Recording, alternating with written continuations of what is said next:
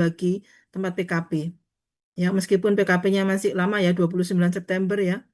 Tapi kan kita akan juga harus ngitung ini jarak berdasarkan Maps ya. Oke, nanti filenya file Excel ya, nanti ada nama mahasiswa, NIM, kemudian alamat domisili, nomor HP jangan lupa ya. Jadi nomor HP, alamat domisili, kemudian alamat asal ya. Jadi itu.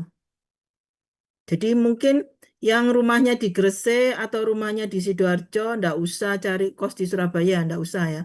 Tetap aja di tempat lokasi saudara, nanti kita akan memfasilitasi mencarikan apotek yang benar-benar dekat dengan domisili saudara, ya. Jadi itu. Baik, Bu. Nanti Kemudian akan saya ada koordinasikan. pertanyaan kah? Untuk saat ini belum ada, Ibu. Belum ada ya. Oke. Baik. Terus oh ya, ini tempat apoteknya itu ditentukan oleh fakultas karena ada persyaratannya, yaitu satu, preseptornya itu minimal 3 tahun ya. Jadi minimal 3 tahun sudah berpraktek profesi secara apa rutin gitu ya. Jadi nggak ada jeda tuh. Kemudian punya SIPA gitu ya. Nah, nanti dalam perjalanannya mungkin ada yang SIPA-nya sedang dalam perpanjangan gitu ya. Kalau SIPA-nya dalam masa perpanjangan ada apa dicantumkan aja SIPA sebelumnya begitu ya. Nomor nomor SIPA-nya itu loh. Waktu di lembar pengesahan kan ada ya. Kalau untuk dosen kan ada NIP ya, nomor induk pegawai gitu ya. Nah, tapi kalau di preseptor itu tolong dicantumkan nomor SIPA, surat izin praktek apoteker ya. Jadi kadang itu. Kemudian jangan lupa nanti sudah saya tuliskan ya di penjelasan di file penjelasan itu tolong dibuka ya. Di lembar pengesahan itu juga ada stempel ya, stempel apotek. Nah, posisinya stempel di mana? Di sebelah kiri tanda tangan ya. Jadi itu. Saya kemarin usulannya kan saudara minta lembar pengesahannya seperti apa gitu ya. Nah, kalau saya memfoto lembar pengesahan, nanti tanda tangan itu akan beredar kemana-mana ya. Padahal itu adalah sebuah privasi gitu ya. Dan tanda tangan dan stempelnya. Jadi saya tuliskan aja berupa narasi gitu ya di file penjelasan gitu ya. File penjelasan yang kemarin itu. Sudah saya tulis di situ ya. Oke. Kemudian untuk PKP Puskesmas ya.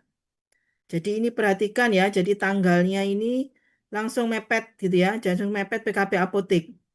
Jadi PKP Apotek selesai ya, misalnya tanggal 1 November ini hari Sabtu, tanggal 2-nya hari Minggu, 2 November, tanggal 3-nya hari Senin, langsung PKP Puskesmas. Berarti Sabtu ini 1 November, saudara juga harus menyerahkan surat pengantar dari fakultas untuk ke preseptor Puskesmas ya. Nanti berarti menyerahkannya kan harus pagi. Nah, ini saudara masuk PKP di apotek malam juga, gitu ya. Jadi makanya tanggal-tanggal ini kita informasikan di awal dengan harapan supaya saudara dapat izin dari preseptor. Jadi nanti shift kerjanya, jadi shift magangnya, shift PKP-nya ya, itu di dibicarakan ya, didiskusikan ya dengan kesepakatan antara mahasiswa dan preseptor, ya. Saudara bukan magang ya, PKP. Sorry saya menyebutnya bukan magang ya, jadi PKP, praktek kerja profesi. Jadi yang seperti penjelasan sebelumnya bahwa saudara ini nantinya mendapatkan apa experiential learning gitu ya. Jadi mendapatkan pengalaman belajar, belajar dari mana? Dari siapa? Dari preseptor sebagai role modelnya. Ya, oke. Kemudian ini tanggal PKP Puskesmasnya juga sudah ada. Luaran PKP-nya ya. Ternyata saya lihat di jadwal itu tanggal 15 Desember ya. Jadi kemarin itu saya nunggu ini. Jadi jadwal ini belum belum belum beredar ya karena tanggalnya belum pasti gitu ya. Nah, setelah ada tanggal baru saya bisa mencantumkan di sini ya. Jadi saudara selesai PKP Puskesmas 21 November ya. Tanggal 15 Desember itu sekitar 2 minggu ya. Nah, berarti saudara 3 mingguan ya. Jadi setelah selesainya itu ada waktu ada waktu ya. Jadi nanti itu saudara koreksikan ya apa yang telah saudara tulis di portfolio itu ya, didiskusikan ya, dikoreksi oleh preseptor ya. Jangan lupa sebelum diserahkan ke preseptor untuk dikoreksi, saudara harus punya arsipnya lebih dulu ya. Jadi itu. Kemudian ujian sidang semester pertama ya, tanggal 22 Desember ya. Jadi ini jedanya cuma 7 hari. Jadi berarti artinya apa? Memang nggak bisa ditawar lagi untuk waktu pengumpulan ini ya, portofolio ini ya. Jadi tolong pada saat PKP, kalau PKP-nya masuk pagi, nah sorenya langsung ditulis gitu ya. Saya tidak meminta saudara harus apa mengarang indah gitu ya, harus komplit lengkap enggak. Jadi tuliskan saja apa yang saudara jalani selama 1 hari itu ya. Dan tulislah yang saudara tahu. Jadi nanti itu adalah sebagai bahan untuk ujian sidang ya, yang saudara tulis itu. Berarti tulislah yang saudara tahu. Kalau saudara tidak tahu, terus gimana Bu? Apa saya ragu-ragu ditulis nggak? Ya lebih baik nggak usah, atau cari tahu begitu ya. Di apa yang ditulis saudara harus paham intinya itu ya. Karena itu yang akan ditanyakan oleh penguji. Penguji tidak mengikuti saudara selama PKP. Penguji hanya tahu berdasarkan laporan dari portofolio ini. Gitu ya. Udah tahu ya strateginya seperti itu. Kemudian jumlah halamannya tidak usah terlalu banyak gitu ya. Yang penting minimalnya itu adalah sama dengan jumlah hari PKP gitu ya. Kalau HP-nya selama 5 minggu, 5 minggu, 1 minggu 6 hari kerja ya, dikalikan berarti 5 kalikan 6 berarti minimal 30 halaman gitu ya. Tapi itu sepertinya tidak mungkin ya. Pasti paling tidak ya sekitar 40, 50, 60 gitu ya. 60-an. Kemudian kalau untuk rancangan apotek ya, rancangan praktek profesi, bukan rancangan pembukaan apotek ya, tapi rancangan untuk membuka, mengawali praktek profesi ya, profesi sebagai apoteker atau bisnis plan biasanya disebutnya seperti itu ya. Naskah bisnis plan ini minimal jumlahnya 40 halaman. Jadi nanti tolong dibuka-buka lagi ya, itu sudah di kolom chat sudah saya bagikan semua filenya ya, termasuk buku panduannya ya, modul ya, buku modulnya, kemudian file penjelasan yang kemarin, kemudian semua jadwal-jadwal ini ya, termasuk jadwal manajemen dan akuntansi apotek ya. Kemudian ini eh, topik-topik learning share ya. Ya, jadi learning share ini adalah sharing dari pengalaman belajar setiap mahasiswa PKP ya. Jadi yang pertama topiknya pengelolaan obat. Ya. Ini siapa yang learning share itu adalah mahasiswa ya.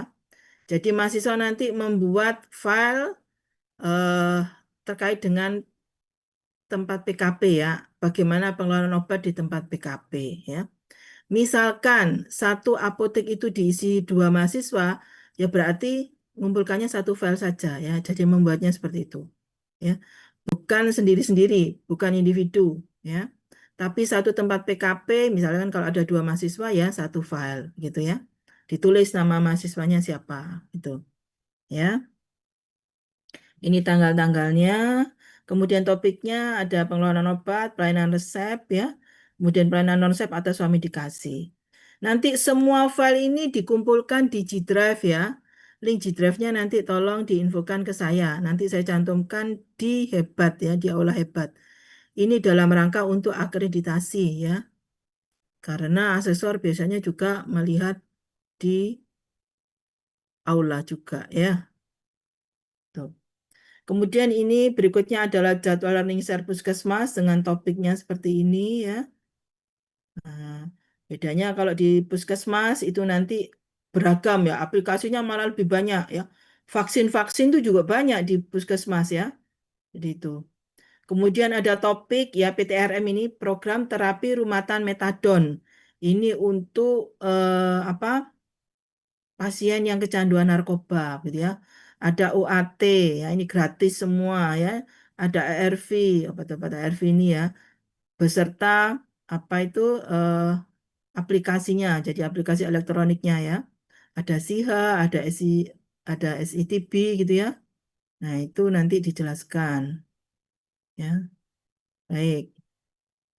Ada pertanyaan Kak sampai di sini? Tidak ada. Belum Ini ada. eh tadi juga saya lampirkan ini ya, dasar hukumnya ya. Dasar hukum yang pertama itu adalah undang-undang mestinya ya. Jadi dasar hukum yang tertinggi yang pertama adalah undang-undang. Undang-undang kesehatan itu adalah Undang-Undang Nomor 17 Tahun 2023. Jangan lupa ya. Di bawah undang-undang ada PP, Peraturan Pemerintah. Tolong dibuka ya. Ada PP 51 tahun 2009 gitu ya. Jadi nanti tolong dibuka pasal 24B gitu ya. Pasal 24 ayat B. Nanti itu ada juga bahwa apoteker tuh boleh mengganti obat gitu ya. Itu dasar hukum saudara ya. Nanti kalau misalnya di praktek pelayanan tuh seperti itu ya. Jadi apoteker tuh boleh mengganti obat dengan persetujuan dokter dan atau pasien gitu ya. Jadi dokter dan atau coba perhatikan bahasa hukumnya dan atau gitu ya. Jadi ataupun boleh. Jadi salah satu aja boleh ya. Dokter dokter saja boleh, pasien saja boleh gitu ya. Biasanya dokter pada saat apa dokter ini kan prakteknya kadang-kadang kan tidak bersamaan pada saat pasien menebus obat di apotek ya. Nah, misalnya dokternya prakteknya malam, terus pasiennya menebus obatnya pagi, berarti kan nggak bisa ditelepon dokternya ya, nggak praktek jamnya ya, bukan jam prakteknya. Jadi ya berarti kalau persetujuan pasien saja boleh, begitu ya. Jadi seringnya seperti itu ya. Tuh. Kemudian di bawah PP itu ada PMK ya, jadi Peraturan Menteri Kesehatan. Jadi nanti tolong dibuka ya. Untuk dasar hukum saudara PKP di apotek itu adalah PMK. Nanti kalau saudara-saudara praktek ya, itu ada PMK nomor 73 tahun 2016. Masih berlaku sampai sekarang, belum ada yang baru lagi. Belum ada penggantinya ya. Kemudian kalau untuk PKP Puskesmas ya, itu dasar hukumnya yang terbaru itu adalah PMK nomor 26 tahun 2020 gitu ya. Kalau PMK sebelumnya itu adalah PMK nomor 74 tahun 2016 ya. Ini bedanya terkait di SDM ya, sumber daya manusia ya. Jadi nanti tolong dipelajari ya. Tuh, saya kira itu. Kemudian tanggal-tanggal PKP ada di file penjelasan ya. Di file penjelasan itu ada tanggal-tanggal PKP-nya ya. Jadi urutannya kelompok 2 dulu, kemudian kelompok 3, baru kelompok 1 ya untuk yang masuk di rotasi farmasi komunitas ya. Tuh, dah. Kemudian, bentar.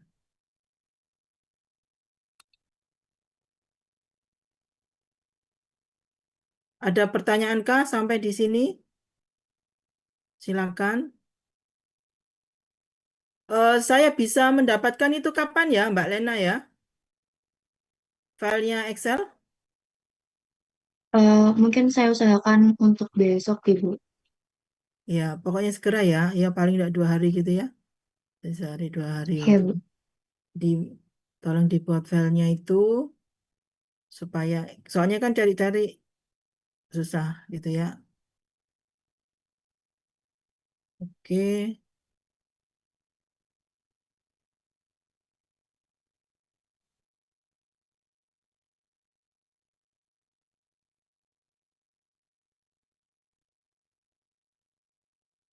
tuh belum bentar. Silakan kalau ada pertanyaan.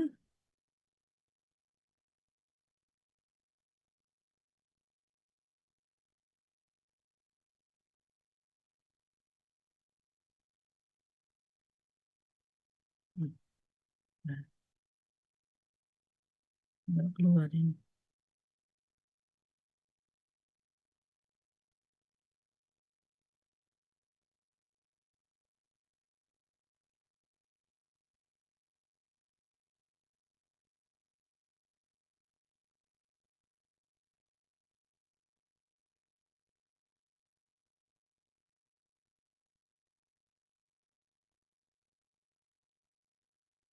Kelihatan ya? Iya, sudah terlihat, Ibu. Oke, baik. Ini konsep manajemen strategik ya pada community farmasi. Jadi ini terutama untuk yang di apotek ya. Jadi mungkin saudara sudah dijelaskan sebelumnya oleh Prof. Umi ya tentang bagaimana itu filosofinya ya untuk apa eh, praktek ini ya manajemen praktek kefarmasian ya. Jadi di situ pasti ada segitiga ini ya antara pasien, dokter, dan farmasis ya. Jadi pasien ini apa pergi ke dokter gitu ya. Nah, dokter akan menetapkan diagnosis penyakitnya ya. Kemudian dokter memberikan resep ya ke pasien, terus pasien tadi ke farmasis gitu ya. Apoteker untuk ini menebus resepnya itu. Nah, kalau misalkan kurang jelas terkait dengan resep, maka farmasis akan menghubungi dokter ya. Jadi semuanya ini tiga rangkaian ini ya, itu dihubungkan dengan obat ya. Jadi farmasis itu tahu terkait dengan obat ya. Dokter juga terkait dengan penyakit dan obat. Jadi sama-sama kemudian pasien. Nah, ini dia yang meminum obat tersebut ya. Jadi ini semuanya ada aturannya ya. Jadi seperti itu. Kemudian nah, ini farmasis apoteker ya. Jadi bagaimana tugas seorang farmasis itu memberikan pengobatan yang efektif ya. Efektif itu manjur berarti ya. Pengobatan efisien. Nah, efisien itu apa? Efisien itu terkait dengan biaya, ya, dengan harga, dengan kos, ya. Jadi ini banyak sekali malah ada studi farmakoekonomi gitu ya. Nah, ini terkait dengan apa? Obatnya itu bagaimana obat itu efektif tapi dengan harga yang terjangkau ya. Jadi efisien ya. Tuh. Eh, jadi farmasis ya. Jadi hubungannya nanti kalau farmasis harus menjamin obat tadi efektif, efisien gitu ya. Kemudian bagaimana dia juga mengontrol ini kesehatan ini ya. Jadi untuk harga-harganya itu ya. Jadi bagaimana pengobatannya supaya efektif dan efisien. Nah, ini perubahan di dalam community farmasis ya. Nah, kalau dulu itu biasanya terkait dengan ini, apa itu orientasinya produk. Nah, sekarang itu orientasinya itu adalah lebih ke pasien ya. Bagaimana eh, kita mengutamakan kesehatan pasiennya. Jadi semua profesi itu filosofinya seperti itu ya. Bagaimana mengutamakan pasien ya. Jadi itu termasuk dokter ya. Dokter dengan asuhan medis ya. Kalau farmasis, apoteker itu dengan asuhan kefarmasian ya. Kalau perawat dengan asuhan keperawatan ya. Jadi semua profesi itu punya asuhannya sendiri-sendiri ya. Kalau kita farmasis ya, asuhan kefarmasian itu ada empat yang harus dijelaskan kepada pasien ya. Jadi transaksi atau penerjemahan hubungan antara pasien dan apoteker itu terkait dengan drug related needs ya. Saya kira saudara pernah dapat perkuliahan itu ya di semester 3 ya dulu ya. Jadi empat hal ini adalah apa? Apoteker harus menjelaskan terkait indikasi ya. Yang kedua, apoteker harus menjelaskan terkait dengan efikasi, ya, efektivitas obat. Ya, berarti ini apoteker harus menjamin efektivitas suatu pengobatan. Yang ketiga itu adalah safety, ya. Jadi apoteker harus menjamin keamanan. Jadi obat itu aman terhadap kondisi medis pasien dan juga obatnya aman, gitu ya. Jadi obatnya sendiri substansinya aman dan juga obat tadi aman terhadap kondisi medis pasien, ya. Jadi pasien apa dengan gangguan fungsi ginjal, fungsi hepar, nah itu tetap aman gitu ya. Nanti ada caranya ya. Mungkin saudara sudah dapat ilmu farmakokinetik ya. Kalau obat pada pasien penyakit ginjal, berarti dosisnya kan boleh dikurangi sampai 50% gitu kan. Nah itu tergantung kasusnya nanti ya. Jadi itu safety. Kemudian yang keempat itu adalah bagaimana seorang farmasis bisa menjamin ya memberikan penjelasan bahwa pasien tadi harus patuh, adherence ya. Jadi adherence ya. Jadi adherence itu kepatuhan ya. Nah, kepatuhan tuh banyak macamnya ya. Ada yang istilahnya compliance, ada yang adherence, ada yang concordance ya. Nanti ini saudara bisa baca di eh, bab compliance di Remington ya. Jadi itu ya. Nah, bedanya kalau adherence itu berarti apa? Pasien itu paham, jadi tahu gitu ya. Jadi nggak asal nurut gitu ya. Dia rutin, dia patuh minum obat bukan karena takut ya, bukan karena asal nurut aja gitu ya. Tapi dia punya pengetahuan bahwa obat tadi itu harus diminum teratur gitu ya. Jadi obat tadi harus diminum sampai habis, misalkan antibiotik, antivirus gitu ya. Jadi untuk terapi yang kausatif ya, itu obat harus diminum sesuai dengan waktunya sampai habis gitu ya. Tuh, sampai habis dan sesuai dengan waktunya ya. Jadi nanti karena ada karakteristik dari obat-obat tersebut ya. Jadi itu. Nah, jadi sekarang orientasinya lebih ke pasien ya. Nah, ini dari eh, Independence Farmasi ya. Jadi dulu itu adalah apotek ya, hanya sebagai ini ya, apa itu individu gitu ya. Jadi farmasi individu. Nah, sekarang bisa juga yang retail gitu ya. Yang apa chain farmasi gitu ya. Jadi apotek bisa berjaringan gitu ya. Jadi macam-macam. Ada apotek K24 gitu ya.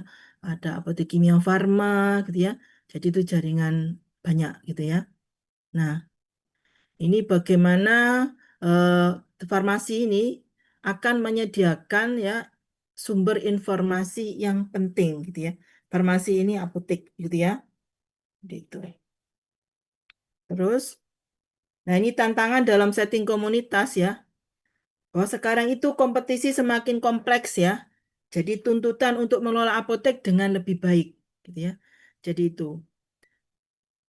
Sekarang itu tidak ada batasan ya antar apotek itu berapa meter jaraknya, tidak ada ya. Jadi itu. Kalau dulu mungkin ya, kalau kita mendirikan apotek itu masih ada surat rekomendasi dari IAI ya, Ikatan Apoteker Indonesia ya.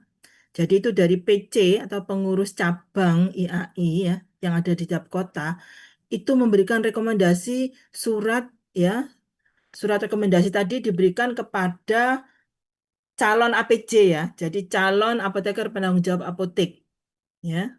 Jadi itu biasanya ketentuannya kadang-kadang macam-macam gitu ya, termasuk di dalamnya ada batasan jarak ya. Tapi itu lama-lama sudah nggak ada ya. Dan terakhir ini pengajuannya malah lebih gampang lagi lah ya, lewat OSS ya, Online Single Submission ya.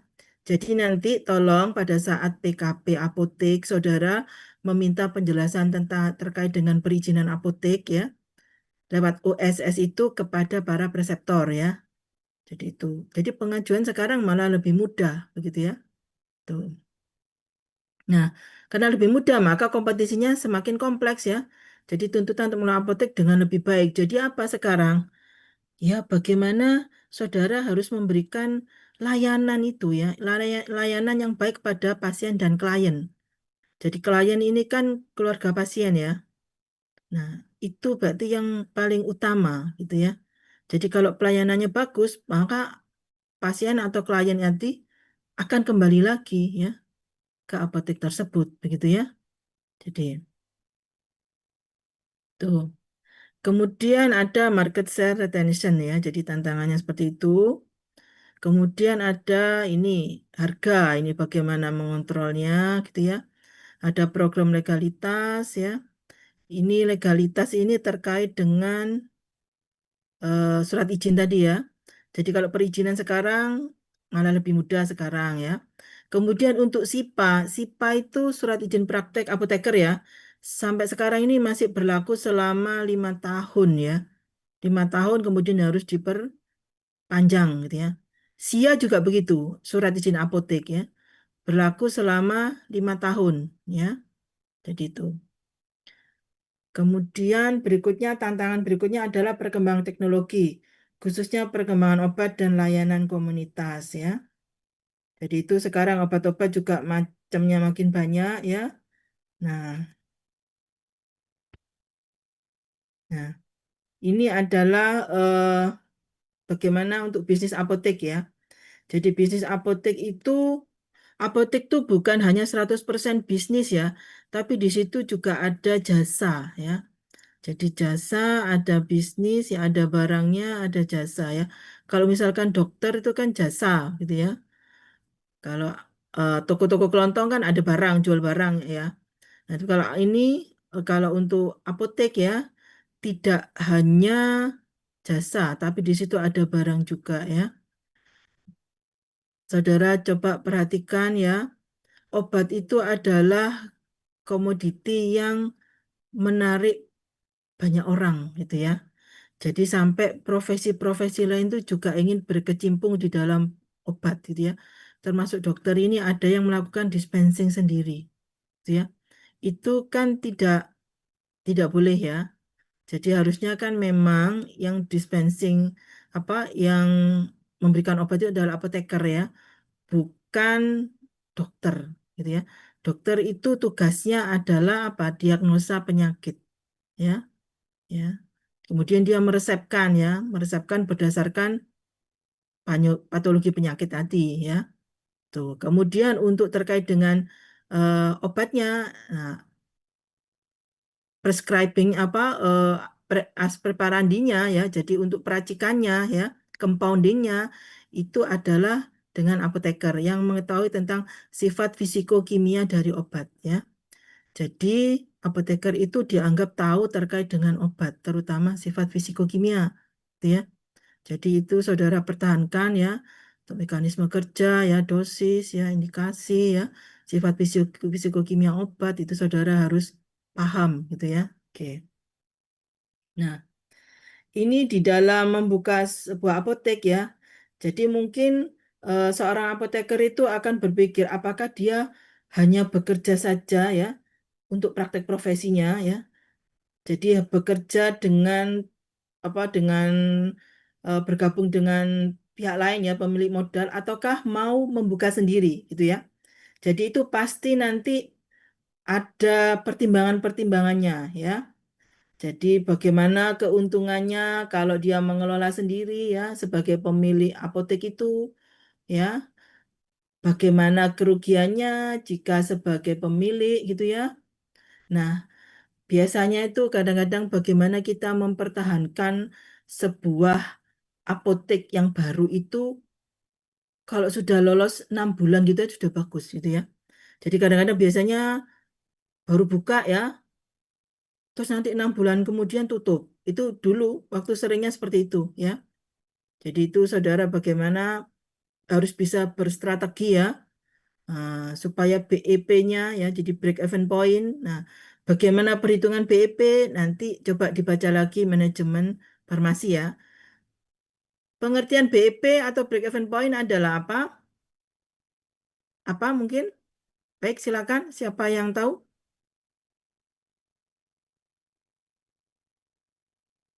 Halo, Mas Abdullah?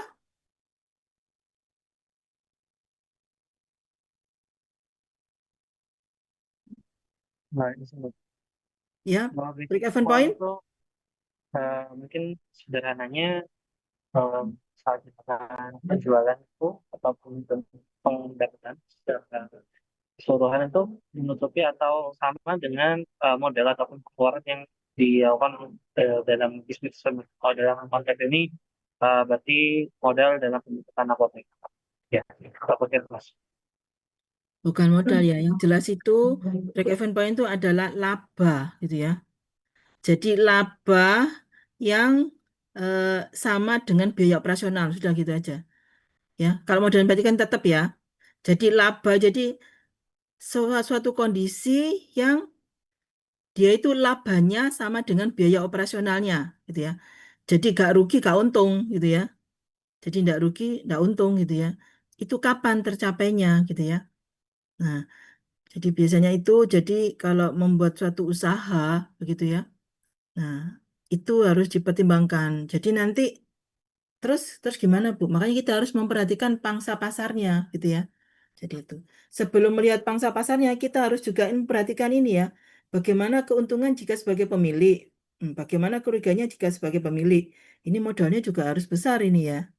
Jadi itu, ya. Kalau memang harus berniat bisnis gitu ya.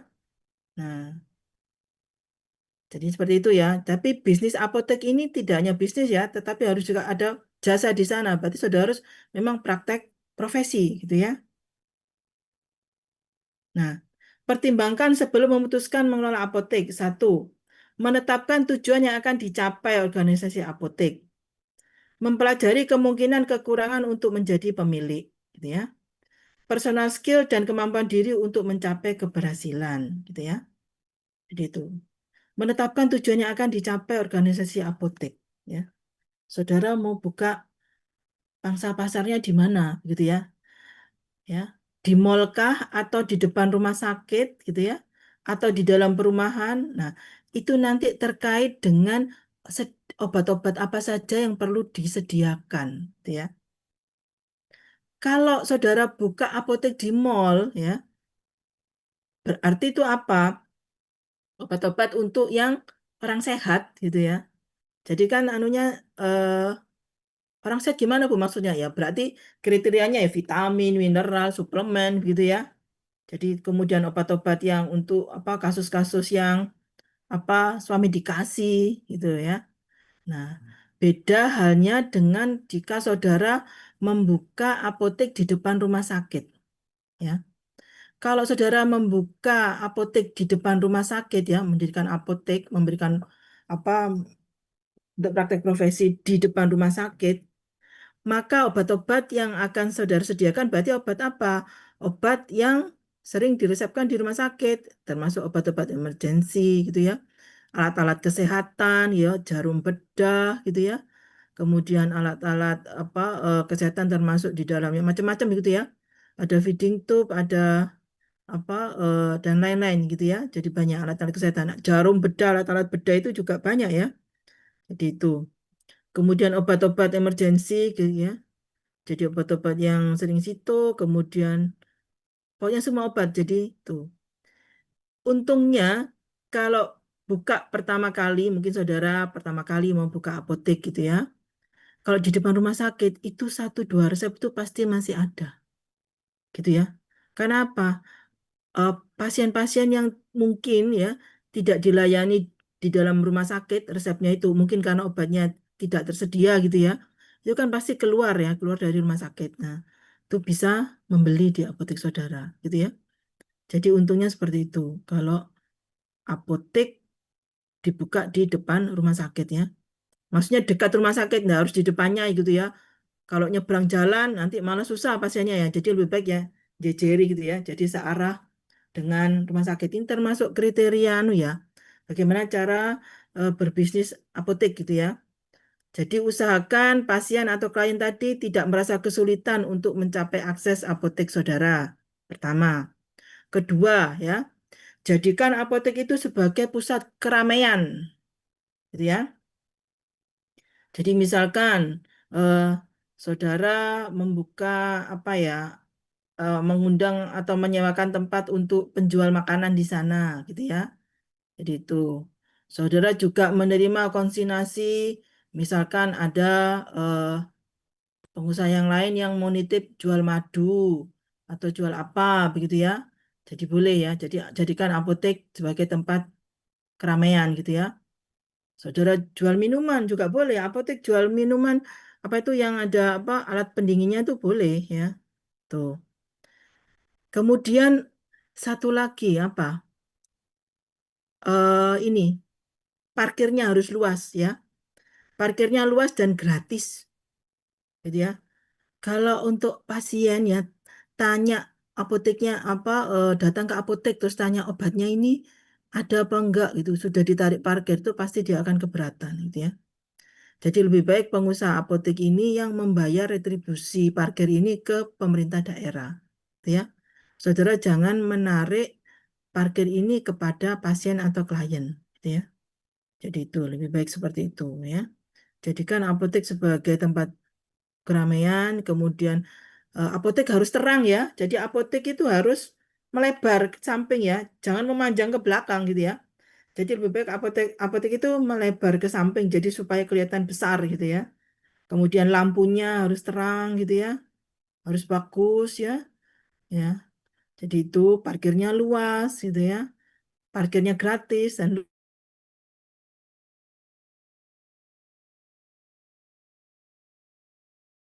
daripada jalan raya ya.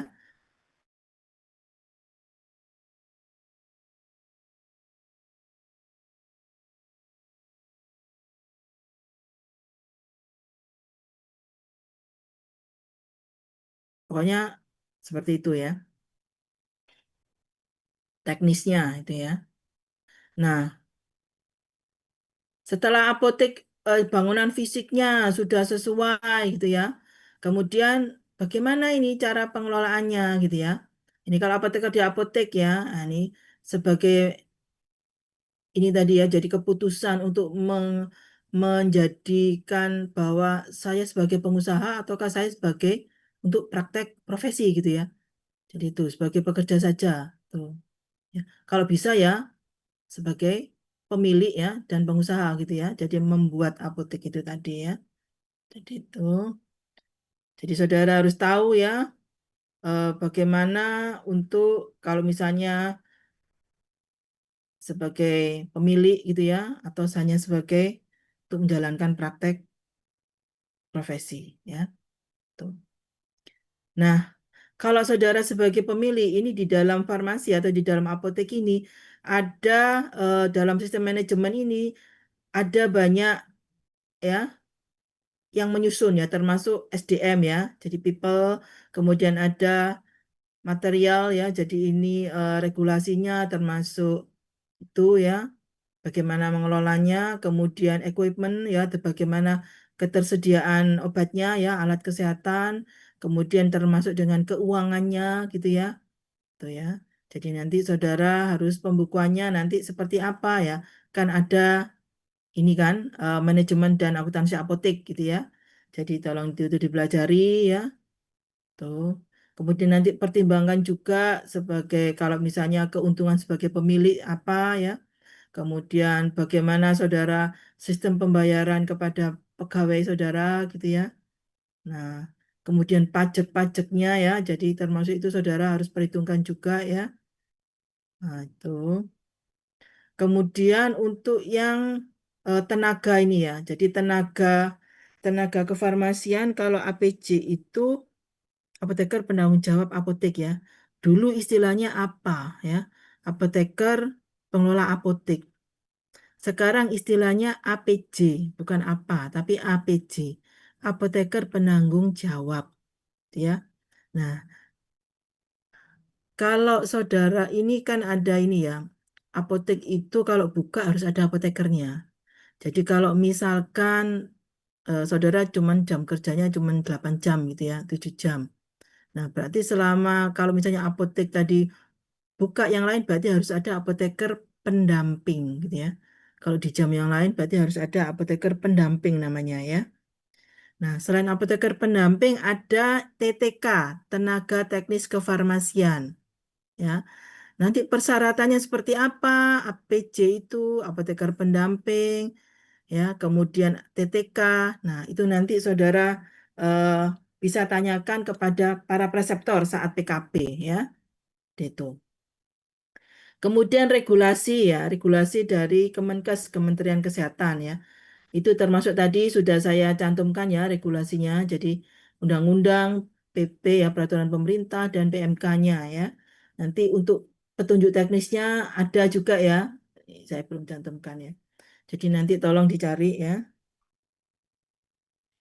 Nah, kalau ini keputusan sebagai pemilik ya. Jadi harus memiliki rencana strategik ya. Jadi itu apa? Strategi manajemen adalah merupakan suatu ilmu dan seni memformulasikan, mengimplementasikan, dan mengevaluasi keputusan antar fungsi yang membuat organisasi dapat mencapai tujuan ya. Jadi kalau di apotek itu pemimpin tertinggi itu adalah apoteker ya, APJ, apoteker penanggung jawab. Tapi kalau saudara kerja di puskesmas itu bukan pimpinan tertinggi ya. Karena di puskesmas, di rumah sakit itu ada healthcare team namanya ya. Di situ ada tim kesehatan yang terdiri dari ada dokter, ada apoteker, ada perawat, ya, ada tenaga laboratorium, ya, ada ahli gizi, ya, ahli eh, ronsen gitu ya. Jadi dokter yang spesialis radiologi, gitu ya, macam-macam ya. Jadi apoteker termasuk di dalam healthcare team. Tapi kalau di apotek, saudara sebagai puncak pimpinan tertinggi ya. Jadi saudara harus mengelola itu semuanya ya. Termasuk mengelola keuangan ya, mengelola terkait dengan obat ya, pelayanan, pengelolaan obat. Jadi seperti itu. Nah, ini tahap strategic manajemen yang bagaimana saudara memformulasi strateginya, yang menyusun maksudnya ya, mengimplementasikan dan mengevaluasinya. Jadi ini strategi untuk menyusunnya gimana? Penyusunan misi dan visi organisasi ya. Bedanya visi sama misi ya. Kalau visi itu adalah tujuan jangka panjang gitu ya. Jadi tujuan jangka panjang ya. Untuk mencapai tujuan jangka panjang itu berupa di breakdown ke dalam misi ya. Nah, misi ya, misi organisasi. Nah, misi itu nanti di breakdown ke dalam tujuan ya. Jadi urutannya yang paling jauh ke depan itu adalah visi, kemudian misi, implementasinya seperti apa, kemudian tujuan ya. Nah, teknisnya nanti seperti apa di lapangan ya. Jadi itu visi, misi, dan tujuan. Tujuan lebih detail lagi ya. Kemudian mengidentifikasi peluang dan ancaman dari lingkungan eksternal dan internal ya. Identifikasi kekuatan dan kelemahan internal. Ini ada analisis SWOT ya. Jadi tuh kekuatan ya, strength, kemudian weakness ya, kelemahan ya, tuh ya. Kemudian tantangan dan hambatan ya. Nah, kemudian nanti coba dicari ya analisis SWOT ya. Jadi biasanya nanti kalau eh saudara nanti belajar ini ditanyakan lebih detail ke preseptor ya. Jadi jadi saudara sebelum membuka apotek itu ya, jadi sebelum melakukan praktek apoteker ini saudara harus tahu ya, saya pangsa pasarnya mana gitu ya. Apakah saya buka apotek ini di masyarakat yang menengah ke bawah? Nanti obat-obat ini terkait dengan obat-obat yang akan disediakan ya. Apakah saya mau buka apotek di mall? Apakah saya mau buka apotek di dalam perumahan ya? Laku nggak ya, gitu ya? Apakah ada dokter prakteknya nggak ya, gitu ya? Nah, ataukah saudara mau buka apotek di lingkungan masyarakat yang padat penduduk, gitu ya? Dengan masyarakat menengah bawah. Berarti apa? Obat-obat yang harus disediakan obat apa? Obat infeksi gitu ya, anti infeksi ya, antibiotik gitu ya. Obat penyakit kulit, penyakit diare ya, gitu ya. Kemudian obat-obat apa ya? Jadi yang masyarakat banyak membutuhkan gitu ya. Termasuk di dalamnya mungkin susu-susu formula begitu ya. Boleh loh ya. Apotek boleh jual susu ya. Apotek boleh jual kosmetik ya. Apotek boleh jual minuman yang di kemasan itu apa itu boleh ya. Jadi apotek boleh boleh menjual ya. Untuk sediaan bayi gimana? Boleh juga ya. Jadi itu mungkin apa lebih banyak gitu ya. Tapi jangan lupa kalau kalau menjual kosmetik itu kan ada ED-nya ya. Jadi expired date-nya ya. Itu kadang-kadang sudah kalau sudah kosmetik itu biasanya sudah harganya mahal ya. Belum sempat laku sudah keburu ED gitu ya. Nanti rugi saudara ya. Jadi tolong pertimbangkan itu ya. Kalau misalnya yang sering laku tuh juga susu gitu ya. Jadi kalau susu itu anu bagus gitu ya. Apalagi sudah tahu tempat yang untuk apa membelinya di mana gitu ya. Itu malah labanya banyak itu ya. Gitu. Jadi ini bagaimana seorang saudara akan menyusun ini strateginya ya. Kemudian penentuan jangka panjang organisasi. Jadi visi, misi baru ke tujuan gitu ya. Kemudian mencari alternatif strategi, memilih strategi ya. Jadi ini implementasinya ya. Menetapkan tujuan tahunan ya. Jadi setiap tahun tuh saudara harus menetapkan ini tujuannya berarti kan lebih eh, lebih detail lagi ya. Jadi untuk kebijakan apotek, motivasi kerja karyawan ya, mengalokasikan sumber dayanya seperti apa ya, tuh anggarannya gitu ya. Nah, pemanfaatan sistem informasi ya. Sistem informasinya apa ini ya? Jadi mungkin analisa keuangannya saudara pakai ini ya apa? Pakai aplikasi gitu ya. Kadang-kadang sudah ada dijual gitu ya. Ini kalau untuk membuka apotek, nah ini apa file untuk keuangannya ada ininya ya, apa aplikasinya gitu ya. Tapi ada juga yang apotek, walah ini saya mau sederhana aja kok ya. Kalau misalnya daftar harga, saya buat aja print out, kemudian saya masukkan di lembaran-lembaran map gitu ya. Jadi itu mungkin kalau untuk yang sederhananya seperti itu gitu ya. Gitu. Kemudian yang jelas kalau untuk laporan tetap mau nggak mau kalau di apotek sampai saat ini itu masih ada Sipnap ya. Jadi apotek itu wajib melaporkan penggunaan narkotika dan psikotropika ya. Jadi aplikasinya cuman satu ya. Sama Simona ya. Jadi Sipnap sama Simona gitu ya. Kalau untuk di puskesmas itu banyak sekali. Makanya saudara nanti PKP-nya ada di apotek dan di puskesmas ya. Tuh. Nah, bagaimana untuk evaluasi strateginya ya? Jadi ini tadi ya, melihat kembali faktor-faktor internal dan eksternal, kemudian mengukur kinerja, melakukan kegiatan koreksi, gitu ya. Nah, mengapa farmasis perlu mengenal konsep strategi ya? Karena farmasis akan memimpin sebuah organisasi ya di apotek. Jadi puncak pimpinan tertinggi itu adalah apoteker ya, apoteker penanggung jawab ya. Karena ada apoteker pendamping ya, atau biasanya disingkat APING gitu ya. Nah, jadi apotek itu apa? Apotek itu adalah sebuah organisasi yang memproses perubahan keahlian dan sumber daya menjadi barang atau jasa yang ditujukan untuk pemuasan kebutuhan klien serta diharapkan dapat memberikan laba bagi pemiliknya gitu ya. Jadi memberikan laba bagi pemiliknya ya. Di satu sisi kita itu ada fungsi sosialnya, di satu sisi itu ada barang yang akan dijual gitu ya. Jadi ya ya jasa, ya ya barang gitu ya ya ya berarti juga harus ada labanya ya itu. Jadi bisnis itu adalah apa? Bisnis adalah sebagai seluruh kegiatan yang diorganisasikan oleh orang yang terlibat di dalam perniagaan ya, produsen, konsumen, retailer ya, dalam rangka untuk memperbaiki standar serta kualitas hidup mereka ya. Ini konsep komponen bisnis, ada pasar, ada perusahaan, ada persaingan ya. Dan aspek eksternal ya, perubahan-perubahan apa regulasi begitu ya. Nah, termasuk ini perubahan regulasi ini banyak sekali gitu ya. Jadi itu ya. Jadi bagaimanapun juga ini apotek itu adalah eh, banyak regulasi yang mengatur ya. Tuh. Termasuk di dalamnya sekarang itu ya, kalau ada klinik klinik praktek dokter bersama begitu ya. eh, ada apotek, ada klinik gitu ya. Itu apotek kalau misalkan dalam satu persil IMB ya, izin mendirikan bangunan ya, kalau di Surabaya itu sudah tidak boleh. Sekarang pelaksanaan di kota-kota lain juga begitu mengikuti ya.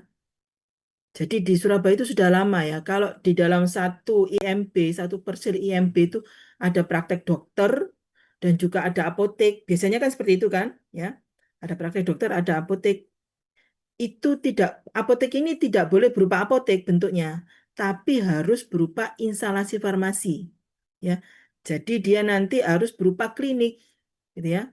Jadi klinik, jadi praktek dokter sama apotek ini harus berubah melebur jadi satu karena di dalam satu persil IMB izin mendirikan bangunan.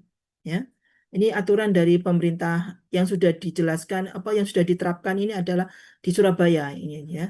Untuk yang lain kota-kota yang sudah mengikuti ya.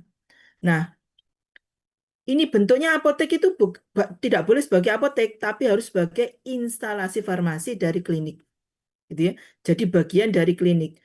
Loh nanti kalau order obatnya gimana, Bu?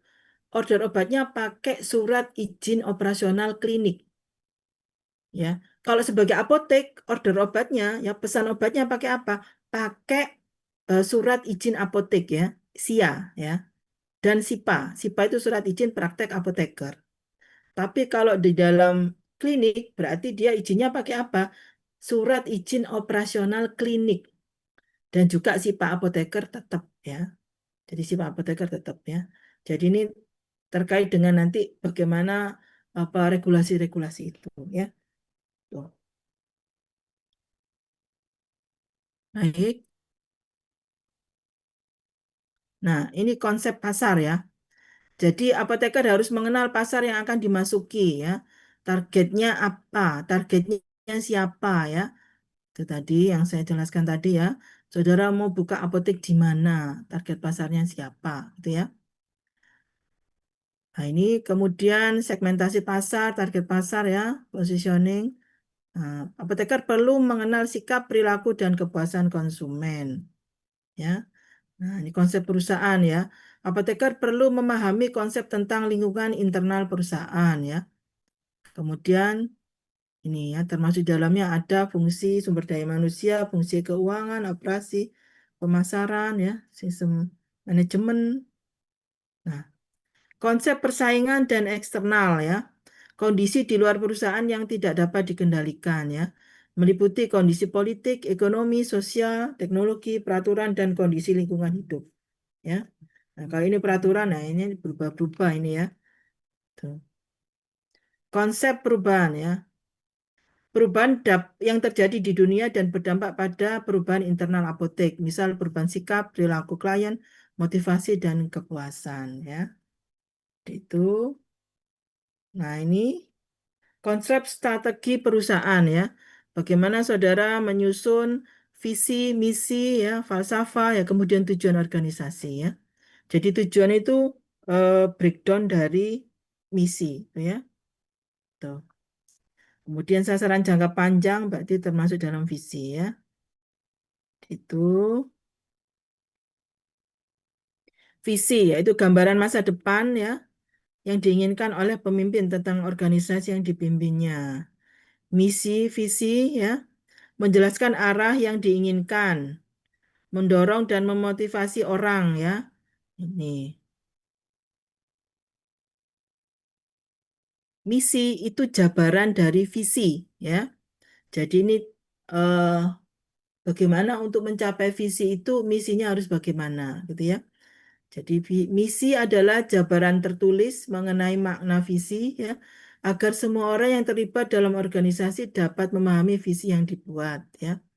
Menggambarkan suatu maksud mendasar dan unik sehingga dapat membedakan jenis organisasi dengan organisasi lain yang sejenis. Ini falsafahnya ya, nilai-nilai yang harus tertanam dalam tingkah laku seluruh organisasi. Nah, ini tujuan ini breakdown dari misi tadi ya. Bagaimana konkretnya ya. Jadi untuk mencapai misi tadi ya. Komponen tujuan itu jelas, terukur, dan terdapat skala waktu. Nih ya, jadi gambarannya jadi seperti ini. Ada visi, ada misi, ada tujuan-tujuan yang banyak. Gitu ya.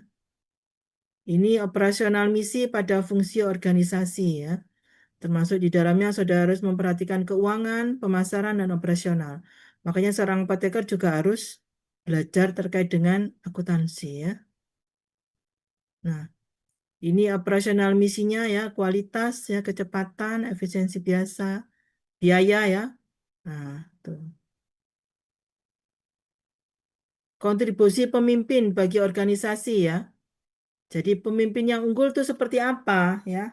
Jadi pemimpin unggul itu adalah mampu memprediksi perubahan yang akan terjadi di masa mendatang ya. Dulu kalau membuat apotek ya, mau mendirikan apotek masih perlu surat rekomendasi dari pengurus cabang IAI. Sekarang tidak ya. Sekarang tidak. Jadi sekarang pengajuan izinnya lewat apa? Online Single Submission atau OSS ya. Lebih mudah ya. Nah, karena lebih mudah itu berarti persaingan malah lebih ketat gitu kan ya. Jadi itu. Jadi sudah tidak ada batasan lagi meskipun nanti apa di sebelah saudara apa ada apotek lain gitu ya. boleh aja, enggak ada yang melarang gitu loh. Ya. Jadi sama aja kalau sekarang ada Indomart, Alfamart itu kan banyak ya, jejer-jejer gitu ya. Enggak apa-apa bersaing. Berarti gimana Bu supaya enggak bangkrut gitu? Ya bagaimana saudara memberikan pelayanan kepada pelanggan, kepada pasien dan klien. Nah, itu ya. Jadi kalau orang sudah tertarik ya atas pelayanan saudara, maka dia akan balik lagi ke tempat saudara. Gitu ya. Itu. Jadi pemimpin unggul itu adalah satu, mampu memprediksi perubahan yang akan terjadi di masa mendatang. Dua, mampu melihat hambatan sekaligus peluang yang menghadang organisasi. Berarti harus tahu analisis SWOT-nya tadi ya. Kemudian mampu menggunakan potensinya secara harmonis dalam mengembangkan dan mengarahkan organisasi. Ya. Nah, di sini ada 4 macam pemimpin ya dalam hubungan visi yang dimiliki dan aksi yang akan dilakukan. Ya, ini ada visi ya dari sumbu Y, ini ya. Kemudian sumbu X ini ada aksi, gitu ya. Ya, jadi kalau visinya banyak bagus ya, tapi aksinya tidak ada, oh ini dikatakan sebagai pemimpi gitu ya. Ya, nah, yang bagus tuh yang mana? Yang efektif dan visioner ya. Jadi visinya bagus, aksinya ya, tindakan nyatanya juga tinggi gitu ya. Tuh. Ya, jadi kalau misalnya visinya sedang ya, tapi aksinya tinggi ya, dia hanya sebagai pelaksana gitu ya. Jadi kalau seorang pemimpin ya, seorang APJ ya, apoteker penanggung jawab itu harus punya visi yang tinggi dan misinya ya, aksinya juga harus tinggi gitu ya. Harus banyak untuk mencapai eh, itu tadi ya, visi tadi ya. Jadi seperti itu. Baik. Jadi nanti pelaksanaan di lapangan ya, saudara bagaimana eh, menjalankan praktek ini ya, praktek apoteker ini ya dengan bagus gitu ya. Apakah saudara mau memutuskan hanya menjalankan praktek saja ataukah sebagai pengusaha gitu ya, sebagai pemilik apotek atau sebagai pengusaha. Itu semua juga harus dipertimbangkan ya. Termasuk di dalamnya ada SDM gitu ya. Kemudian ada apa lagi? Ya, keuangan gitu ya, regulasi gitu ya. Kemudian ketersediaan ini ya, ketersediaan obat dan alat kesehatan ya. Itu modalnya seperti apa ya. Tuh. Baik, silakan kalau ada yang mau bertanya. Jadi nanti eh, intinya kalau saudara mau membuka apotek ya, jadi tolong perhatikan pangsa pasar saudara ya. Jadi target pasarnya itu seperti apa ya. Mau buka di mall kah, di depan rumah sakit, di dalam perumahan ya. Nah, masyarakatnya, kondisi masyarakatnya seperti apa gitu ya. Bu, ada juga nanti misalnya selama saudara PKP ya, ada juga itu apotek Rafa Farma itu ya. Itu resepnya jarang itu ya. Tapi dia suami dikasihnya banyak sekali. Ya, jadi itu. Biasanya kalau apotek-apotek yang di daerah apa itu yang padat penduduk gitu ya. Biasanya dia mengandalkan ini obat-obat yang suami dikasih ya. Dan juga misalnya penjualan dari susu ya. Jadi situ. Jadi itu labanya pasti mengalirnya dari situ gitu ya. Tapi kalau misalkan kalau apotek saudara bukanya di mall, waduh, berarti itu high class gitu ya. Berarti obat-obat yang suplemen, misalnya ada Guardian, ada macam-macam gitu kan ya. Itu yang dijual kan pasti saudara coba lihat nanti ya. Yang dijual kalau apotek itu di di mall sama di masyarakat menengah ke bawah itu pasti ketersediaan obatnya, alat kesehatannya pasti berbeda gitu ya, berbeda ya. Kemudian jenis obatnya juga berbeda ya. Jadi itu. Kemudian prinsipnya nanti kalau sudah di lapangan gitu ya, bagaimana saudara membuka apotek itu ya, satu ya, parkirnya harus luas ya dan gratis ya. Dua, jadikan apotek sebagai pusat keramaian. Tiga ya, jadikan apotek tadi lengkap obatnya ya. Jangan sampai nanti misalnya dalam satu racikan resep ya, ada satu obat yang tidak ada gitu ya, itu pasti nanti kan nggak bisa dilayani ya.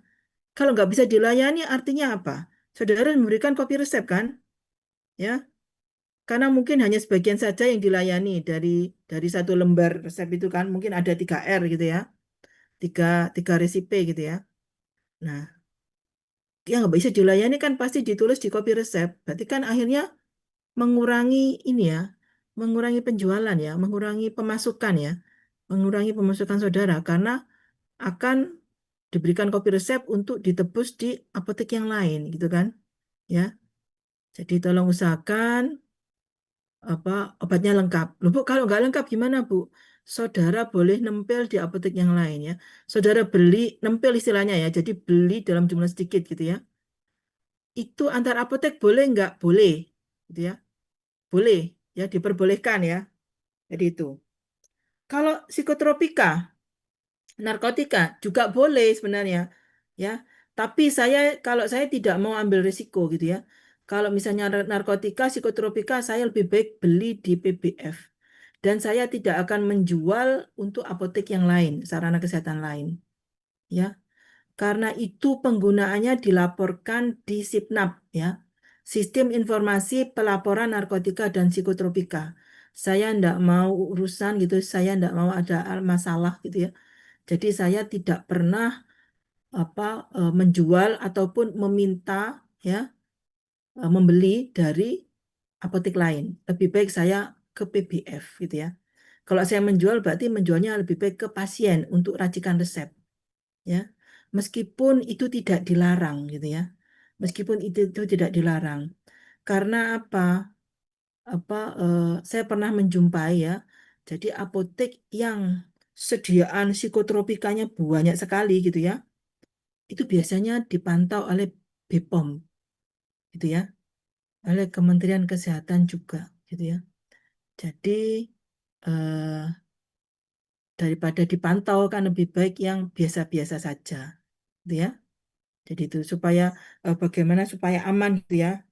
Jadi eh, peredaran narkotika dan psikotropika ini tanggung jawab apoteker ya di apotek. Ini tolong diperhatikan ya. Kita itu istilahnya kalau guyonannya gitu ya, apotek itu adalah apa? Bandar narkoba resmi gitu ya. Ya, jadi apa? Kan boleh kita menyediakan menjual narkotika psikotropika kan boleh gitu ya. Ya, itu ya. Jadi bandar narkoba resmi gitu istilahnya guyonannya seperti itu ya. Tapi enggak ya, kita bukan bandar narkoba ya. Jadi kita eh, sarana kesehatan yang legal untuk menyalurkan narkotika dan psikotropika. Itu yang benar ya. Jadi itu. Baik, apakah ada pertanyaan? Silakan. Nanti prakteknya di lapangan nanti bisa cari tahu pada para perseptor ya. Oke. Yang jelas saudara sudah dapat bekal bahwa ini nanti sudah pakai USS gitu ya, online single submission ya. Jadi perizinannya lebih mudah gitu ya. Terus bagaimana nanti membuat apotek itu semenarik mungkin gitu ya. Nah, tuh. Apotek bagaimana supaya bertahan dalam 6 bulan ke depan pada saat awal berdiri. Nah, itu yang kunci-kuncinya itu yang harus saudara pegang gitu ya. Nanti pengalaman itu saudara bisa dapatkan dari para preseptor ya. Ini yang saya kagum mungkin ini ya, Rafa Pharma itu ada mungkin sudah lebih dari 3 apotek gitu ya. Kemudian ada apotek Mida Pharma di Gresik gitu ya. Bu Setiorini, itu juga pengusaha apotek yang berhasil gitu ya. Nanti bisa saudara eh, menimbah pengalaman dari para preseptor tersebut ya. Kalau untuk apotek yang lain, misalkan ada apotek jaringan, ada K24 ya, ada apotek kimia farma gitu ya. Nah, ada apotek mandiri macam-macam ya. Kalau apotek mandiri itu berarti kan milik pribadi ya gitu ya. Jadi di situ ada eh, banyak macam-macamnya ya. Jadi apotek ada 325, ada apa itu Latansa, macam-macam gitu ya. Nanti saudara ada PKP di sana ya. Ada apotek Bagiana gitu ya. Ada apotek macam-macam ya. Baik, Terima kasih atas perhatiannya. Mungkin ada pertanyaankah terkait dengan ini Saya ada PKP? pertanyaan, Ibu. Ya, Sevilla, gimana? Iya, pertanyaannya terkait membuka apotek untuk pemula. Nah, dari Ibu secara sudah menjadi praktisi, mungkin itu apa kesalahan yang sering dilakukan oleh apoteker pemula dalam membuka apotek? Begitu, terima kasih. Oh, kesalahannya apa ya? Kesalahannya itu, oh ya, gini. Mungkin ini ya untuk mengatasi untuk modal gitu ya. Untuk modal itu begini, Dek. Kadang-kadang kan kita nggak tahu ya obat yang sering laku yang mana gitu kan di awal-awal dulu ya. Kita nggak tahu obat yang laku bagaimana. Kan kita harus memperhatikan dokter praktek ya. Jadi dokter praktek di sekitar apotek kita gitu ya. Kita tidak tahu yang laku obat yang mana. Jadi biasanya begini. Misalkan ya di dalam satu box itu kan ada 10 strip gitu kan. Misalnya satu box ada 100 tablet misalkan gitu ya. Ada 10 strip. Misalnya saudara boleh nempel ya, beli di apotek lain itu 2 strip aja, tapi minta boxnya. Gitu loh. Boleh gitu ya. Kan membeli antar apotek juga boleh gitu ya. Karena untuk apotek pertama itu kan mungkin apa modalnya terbatas gitu ya. Terus kita belum tahu pangsa pasarnya ya, resep resep yang laku yang mana begitu kan belum tahu kan. Tapi kita diharapkan apa ketersediaan obatnya itu lengkap gitu loh, itemnya, jenisnya gitu ya. Jadi beli aja nempel di apotek yang sudah lama gitu ya atau apotek milik teman gitu ya yang saya boleh nggak nempel di sini ya. Saya minta boxnya tapi saya belinya cuma 2 strip gitu ya. Nggak apa-apa, biasanya boleh kok, biasanya membantu gitu ya. Tapi ya jangan apa tuh, jangan yang deket-deket tempat praktek saudara gitu ya. Mungkin yang agak jauhan atau gimana gitu ya. Ya hanya untuk toleransi saja ya. Jadi itu bisa diakali dengan itu ya. Sambil melihat mana obat yang laku. Dan juga apotek ini harus ditunggu ya. Ditunggu ya, jangan ditinggal kalau saudara memutuskan sebagai pengusaha ya. Karena kita tidak tahu ya, apotek mana yang apa obat yang mana yang sering laku itu loh ya. Tuh. Kemudian kalau untuk penjualan itu kalau bisa ya itu tadi ya, selain obatnya semua lengkap ya, terus harganya itu kalau bisa kalau untuk suami dikasih ya, kalau obat-obat yang non resep itu kalau bisa harganya lebih rendah daripada yang ini eh, Indomart gitu ya, pokoknya dari apotek lain gitu ya. Kalau bisa untuk obat-obat non resep ya, itu kan karena pasien itu kan tahu ya. Oh, kadang-kadang selisih 500 rupiah itu loh, dia bisa balik kok ya. Ya, selisih sedikit aja tuh loh, dia cari yang murah beneran loh ya. Karena itu adalah sebuah kepuasan gitu loh ya. Tapi kalau resep, itu kan mereka kan nggak tahu ya. Oh, baca resep aja kan nggak tahu kan. Nah, mungkin kalau apa laba gitu ya, mungkin kita bisa mencari dari resep gitu ya. Tapi kalau obat non resep, obat pelayanan untuk suami dikasih, jangan terlalu banyak-banyak gitu ya, labanya ya. Jadi itu.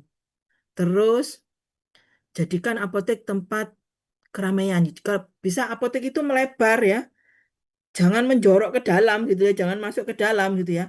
Ya, jadi kan kelihatannya kalau di luar kan kecil gitu ya, sempit gitu ya. Enggak. Jadi lebih baik apotek itu melebar ya. Jadi itu halamannya luas ya, gratis gitu ya. Parkirnya gratis gitu maksudnya ya. Kemudian saudara boleh mengundang misalnya apa penjual minuman tongci teh gitu ya atau apa penjual makanan apa gitu ya. Pokoknya tuh jadikan tempat keramaian gitu ya. Kalau bisa tanpa pagar ya. Jadi saya pernah itu dulu PKP itu saya itu waktu dulu itu ada PKP di apotek Kimia Farma dan juga di apotek Mandiri.